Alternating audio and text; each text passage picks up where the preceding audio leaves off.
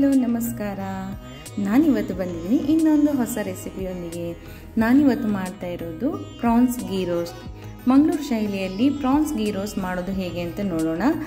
ಅದಕ್ಕಾಗಿ ನಾನು ಇಲ್ಲಿ ಒಂದು 650 ಗ್ರಾಮ್ನಷ್ಟು ಪ್ರಾನ್ಸ್ ತಗೊಂಡಿದ್ದೀನಿ. 650 ಗ್ರಾಮ್ ಅಂತ ಹೇಳಿದ್ರೆ ಕ್ಲೀನ್ ಆದಮೇಲೆ 650 ಗ್ರಾಮ್ನಷ್ಟು ಇದೆ.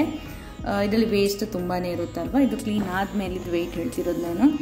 ಸೊ ಇದು ನಾವು ಕ್ಲೀನ್ ಮಾಡಿರುವಂಥದ್ದೇ ತಂದಿರೋದು. ಆದ್ರೂ ನೋಡಿ ಈ ಸೈಡ್ ಅದರ ಮೇಲ್ಗಡೆ ಹಾಗೆ ಕೆಳಗಡೆ ಈ ಥರ ಕಟ್ ಮಾಡಿಕೊಂಡು ಸೀಳ್ಕೊಂಡು ಅದರಲ್ಲೊಂಥರ ಬ್ಲ್ಯಾಕ್ ಡರ್ಟಿ ಇರುತ್ತಲ್ಲ ಅದನ್ನ ತೆಗೆದು ಕ್ಲೀನ್ ಮಾಡಿ ಇಟ್ಕೊಂಡಿದ್ದೀನಿ ನಾನು. ಆಮೇಲೆ ನಾನು ಇದನ್ನ ಈಗ ಮ್ಯಾರಿನೇಟ್ ಮಾಡ್ತಿದ್ದೇನೆ only with salt and turmeric.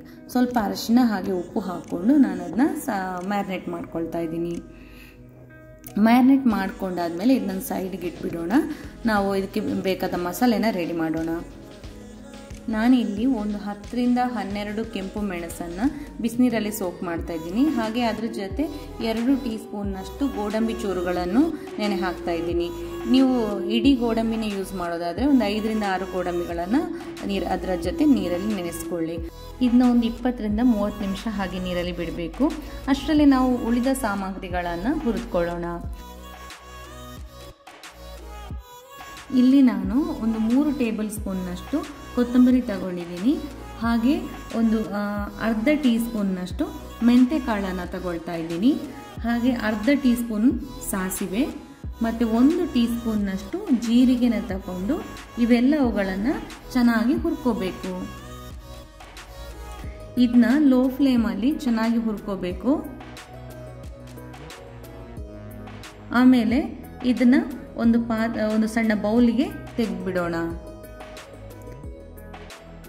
ಇದು ಸ್ವಲ್ಪ ತಣ್ಣಗಾದ್ಮೇಲೆ ಆರಿದ ಮೇಲೆ ನಾವು ಆಲ್ರೆಡಿ ಸೋಕ್ ಮಾಡಿಟ್ಕೊಂಡಂಥ ಮೆಣಸು ಮತ್ತು ಗೋಡಂಬಿ ಇದೆ ಅಲ್ವಾ, ಅದರ ಜೊತೆ ಇದನ್ನ ಸೇರಿಸ್ಕೊಂಡು ಹಾಗೇನೆ ಸ್ವಲ್ಪ ಬೆಳ್ಳುಳ್ಳಿ ಹೆಸರುಗಳನ್ನು ಸೇರಿಸ್ಕೊಂಡು ಪೇಸ್ಟ್ ಮಾಡ್ಕೋಬೇಕು.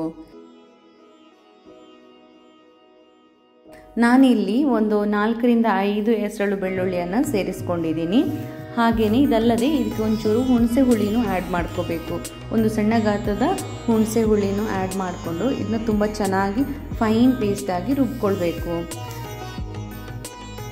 ಈಗ ಒಂದು ಪಾತ್ರೆಯಲ್ಲಿ ಒಂದು 2ರಿಂದ 3 ಟೇಬಲ್ ಸ್ಪೂನ್ನಷ್ಟು ತುಪ್ಪನ ಹಾಕ್ಕೊಂಡು ಅದಕ್ಕೆ ಸ್ವಲ್ಪ ಜೀರಿಗೆಯನ್ನು ಹಾಕ್ಕೋಬೇಕು. ಹಾಗೆಯೇ ಇಲ್ಲಿ ನಾನು ಸ್ವಲ್ಪ ಕ್ಯಾಶ್ನಟ್ ಚೂರುಗಳನ್ನು, ಗೋಡಂಬಿ ಚೂರುಗಳನ್ನು ಆ್ಯಡ್ ಮಾಡ್ಕೊಳ್ತಾ ಇದ್ದೀನಿ. ಇದು ಆಪ್ಷನಲ್, ಬೇಕು ಅಂತಿಲ್ಲ. ಇದು ಗೀ ರೋಸ್ಟ್ನ ಮಸಾಲೆ ಜೊತೆ ಈ ತುಪ್ಪದಲ್ಲಿ ಹುರಿದ ಗೋಡಂಬಿನೂ ತಿನ್ನೋದಕ್ಕೆ ಸಿಗ್ತದಲ್ವ, ಆವಾಗ ತುಂಬ ಚೆನ್ನಾಗಿ ಟೇಸ್ಟ್ ಆಗ್ತದೆ. ಅದಕ್ಕೋಸ್ಕರ ನಾನು ಆ್ಯಡ್ ಮಾಡ್ಕೊಳ್ತಾ ಇದ್ದೇನೆ. ಇದು ಬೇಡ ಅಂತ ಇದ್ದರೆ ಇದನ್ನ ಸ್ಕಿಪ್ ಮಾಡ್ಕೋಬೋದು. ನೆಕ್ಸ್ಟ್ ನಾವು ಇದಕ್ಕೆ ರುಬ್ಬಿಕೊಂಡಂತಹ ಮಸಾಲೆಯನ್ನು ಹಾಕ್ಕೋಬೇಕು. ಮಸಾಲೆಯನ್ನು ಹಾಕ್ಕೊಂಡು ಚೆನ್ನಾಗಿ ರೋಸ್ಟ್ ಮಾಡ್ಕೋಬೇಕು. ಲೋ ಫ್ಲೇಮಲ್ಲಿ ಚೆನ್ನಾಗಿ ಈ ಮಸಾಲೆಯನ್ನು ರೋಸ್ಟ್ ಮಾಡ್ಕೋಬೇಕು. ಇದು ತುಂಬ ದಪ್ಪ ಅನಿಸಿದರೆ ಒಂಚೂರು ಬಿಸಿನೀರನ್ನು ಆ್ಯಡ್ ಮಾಡ್ಕೊಳ್ಳಿ. ಸ್ವಲ್ಪ ನೀರನ್ನು ಆ್ಯಡ್ ಮಾಡಿಕೊಂಡು ಮತ್ತೆ ಹಾಗೆ ತುಂಬ ಚೆನ್ನಾಗಿ ರೋಸ್ಟ್ ಮಾಡ್ಕೊಳ್ಳಿ. ಈ ಮಸಾಲೆಯನ್ನು ತುಪ್ಪದಲ್ಲಿ ಈ ಥರ ಹುರ್ಕೊಳ್ಳೋದು ತುಂಬ ಇಂಪಾರ್ಟೆಂಟ್. ಇದು ಸರಿಯಾಗಿ ಇದನ್ನ ಹುರ್ಕೋಬೇಕು. ನಾವು ತುಪ್ಪದಲ್ಲಿ ಹುರಿದಾಗ ಆ ಮಸಾಲೆಗೊಂದು ಚೆನ್ನಾಗಿದ್ದು ಟೇಸ್ಟು ಬರುತ್ತೆ, ಹಾಗೆ ಒಂದು ಒಳ್ಳೆ ಸುವಾಸನೆಯೂ ಬರುತ್ತೆ. ಇಲ್ಲಿ ನಿಮಗೆ ತುಪ್ಪ ಕಮ್ಮಿ ಅಂತ ಅನಿಸಿದರೆ ಬೇಕಿದ್ರೆ ಇಲ್ಲಿ ಒಂಚೂರು ತುಪ್ಪನೂ ಆ್ಯಡ್ ಮಾಡ್ಕೋಬೋದು. ಹೀಗೆ ಚೆನ್ನಾಗಿ ರೋಸ್ಟ್ ಮಾಡ್ತಾ ಆ ಮಸಾಲೆದು ಕಲರ್ ಸ್ವಲ್ಪ ಡಾರ್ಕ್ ಆಗ್ತದೆ, ಅಷ್ಟು ಚೆನ್ನಾಗಿ ಅದನ್ನ ರೋಸ್ಟ್ ಮಾಡ್ಕೋಬೇಕು. ಹಾಗೆ ಇನ್ನೊಂದು ತವಾದಲ್ಲಿ ನಾನು ಈ ಪ್ರಾನ್ಸ್ ನಾವೇನು ಮ್ಯಾರಿನೇಟ್ ಮಾಡಿಟ್ಟಿದ್ದೀವಲ್ಲ ಅದನ್ನು ನಾನು ರೋಸ್ಟ್ ಮಾಡ್ಕೊಳ್ತಾ ಇದ್ದೀನಿ. ಯಾಕಂತಂದರೆ ಬೇಗನೆ ಆಗೋದಕ್ಕೋಸ್ಕರ ನಾನು ಹೀಗೆ 2 ಒಟ್ಟಿಗೆ ಮಾಡ್ಕೊಳ್ತಾ ಇದ್ದೀನಿ. ಈ ತವಾದಲ್ಲಿ ಹಾಕ್ಕೊಂಡು ತುಪ್ಪದಲ್ಲಿ ಪ್ರಾನ್ಸನ್ನು ರೋಸ್ಟ್ ಮಾಡ್ಕೊಳ್ತಿದ್ದೀನಿ. ಇಲ್ಲಾಂದರೆ ನೀವು ಮೊದಲಿಗೆ ನಾವು ಆ ಮಸಾಲೆ ಹಾಕಿದ್ವಿ ಎಲ್ಲ ರೋಸ್ಟ್ ಮಾಡೋದಕ್ಕೆ, ಅದೇ ಪಾತ್ರಕ್ಕೆ ಫಸ್ಟ್ ತುಪ್ಪ ಹಾಕ್ಕೊಂಡು ಇದನ್ನು ಹುರ್ಕೊಂಡು ಈ ಪ್ರಾನ್ಸನ್ನು ಹುರಿದು ಆಮೇಲೆ ಪ್ರಾನ್ಸನ್ನು ಬೇರೆ ಸಪ್ರೇಟ್ ತೆಗೆದಿಟ್ಟು ಅದಕ್ಕೆ ಇನ್ನೊಂದು ಸ್ವಲ್ಪ ತುಪ್ಪ ಆ್ಯಡ್ ಮಾಡಿಕೊಂಡು ಈ ಮಸಾಲೆನ ಹುರಿಬೋದು. ಆ ಥರನೂ ಮಾಡ್ಬೋದು. ನಾನಿಲ್ಲಿ 2 ಒಟ್ಟಿಗೆ ಬೇಗ ಆಗುತ್ತಲ್ವ ಅಂಥೇಳಿ ಮಸಾಲೆನ ಫಸ್ಟ್ ಹುರ್ಕೊಂಡೆ. ಅಷ್ಟೊತ್ತರಲ್ಲಿ ಹುರ್ಕೊಳ್ತಿರುವಾಗಲೇ ಇಲ್ಲಿ ಇನ್ನೊಂದು ತವಾದಲ್ಲಿ ಪ್ರಾನ್ಸನ್ನು ರೆಡಿ ಮಾಡ್ಕೊಳ್ತಾ ಇದ್ದೀನಿ. ನೋಡಿ, ಇದು ಪ್ರಾನ್ಸ್ ಸರ್ಕಲ್ ಥರ ಶೇಪ್ಗೆ ಟರ್ನ್ ಆಗೋದು, ಬೇಯ್ತಾ ಬಂದ ಹಾಗೆ ಅದು ಏನಾಗ್ತದೆ, ಕರ್ವ್ ಆಗ್ತದೆ.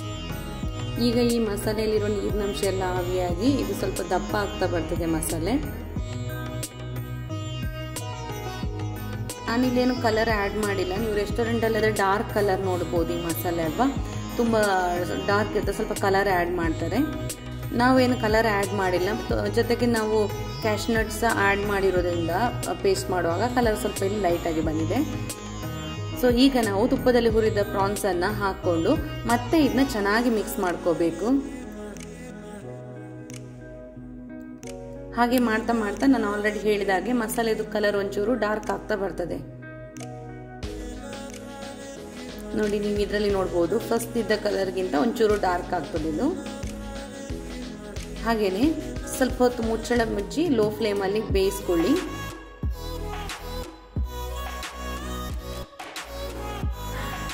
ಮತ್ತೆ ಇದನ್ನ ಚೆನ್ನಾಗಿ ಮಿಕ್ಸ್ ಮಾಡಿಕೊಂಡು ಇದಕ್ಕೆ ಫ್ರೆಶ್ ಕರಿ ಲೀವ್ಸ್ ಆ್ಯಡ್ ಮಾಡ್ಕೋಬೇಕು. ಇದು ತುಂಬಾ ಇಂಪಾರ್ಟೆಂಟ್. ನಾವು ಫ್ರೆಶ್ ಕರಿ ಲೀವ್ಸನ್ನು ಕ್ಲೀನ್ ಮಾಡಿಕೊಂಡು ಇಲ್ಲಿ ಹಾಗೇನೆ ಆ್ಯಡ್ ಮಾಡ್ಕೋಬೇಕು. ಇದನ್ನ ಹುರಿಯೋದಾಗಲಿ ಒಗ್ಗರಣೆಯಲ್ಲಿ ಹಾಕೋದಲ್ಲ, ಡೈರೆಕ್ಟಾಗಿ ಕರಿ ಲೀವ್ಸನ್ನು ಇದರಲ್ಲಿ ಆ್ಯಡ್ ಮಾಡ್ಕೋಬೇಕು. ಇದು ತುಂಬ ಚೆನ್ನಾಗಿ ಫ್ಲೇವರ್ ಕೊಡ್ತದೆ. ಹಾಗೆ ಕರಿ ಲೀವ್ಸ್ ಆ್ಯಡ್ ಮಾಡಿ ಆದಮೇಲೆ ಬೇವಿನ ಸೊಪ್ಪನ್ನು ಆ್ಯಡ್ ಮಾಡಿ ಆದಮೇಲೆ ನಾವು ಇದನ್ನ ಸ್ವಲ್ಪ ಹೊತ್ತು ಹೀಗೆ ಮಿಕ್ಸ್ ಮಾಡ್ಕೊಳ್ಳೋಣ. ಹಾಗೆ ಇಲ್ಲಿ ನೀವೀಗ ಉಪ್ಪು ಹಾಗೆ ಖಾರ ಇನಫ್ ಇದೆಯಾ ಅಂತ ನೋಡ್ಕೋಬೋದು. ಇಲ್ಲಿ ನಾವು ಬೇರೆ ಸಾಲ್ಟನ್ನು ಆ್ಯಡ್ ಮಾಡಿಲ್ಲ, ಫಸ್ಟಿಗೆ ಮ್ಯಾರಿನೇಟ್ ಮಾಡಿದ್ದಷ್ಟೇ, ಬೇರೆ ಆ್ಯಡ್ ಮಾಡಿಲ್ಲ ಅಲ್ವಾ. ಹಾಗಾಗಿ ನಾನಿಲ್ಲಿ ಉಪ್ಪು ಹಾಗೆ ಖಾರ ಸರಿ ಇದೆ ಅಂತ ನೋಡಿಕೊಂಡೆ. ಉಪ್ಪು ಕಮ್ಮಿ ಅಂತ ಅನಿಸಿದ್ರೆ ಇಲ್ಲಿ ಆ್ಯಡ್ ಮಾಡ್ಕೊಳ್ಳಿ. ಹಾಗೆಯೇ ಹುಳಿಯೂ ಅಷ್ಟೇ, ಏನಾದರೂ ಹುಣಸೆ ಹುಳಿ ತುಂಬ ಸ್ಟ್ರಾಂಗ್ ಇಲ್ಲ ಅಂತಂದರೆ ಕಮ್ಮಿ ಆಗಿದ್ದರೆ ಇಲ್ಲಿ ನೀವೀಗ ಸ್ವಲ್ಪ ಲೆಮನ್ ರಸನ, ನಿಂಬೆಹಣ್ಣಿನ ರಸನ ಆ್ಯಡ್ ಮಾಡ್ಕೋಬಹುದು.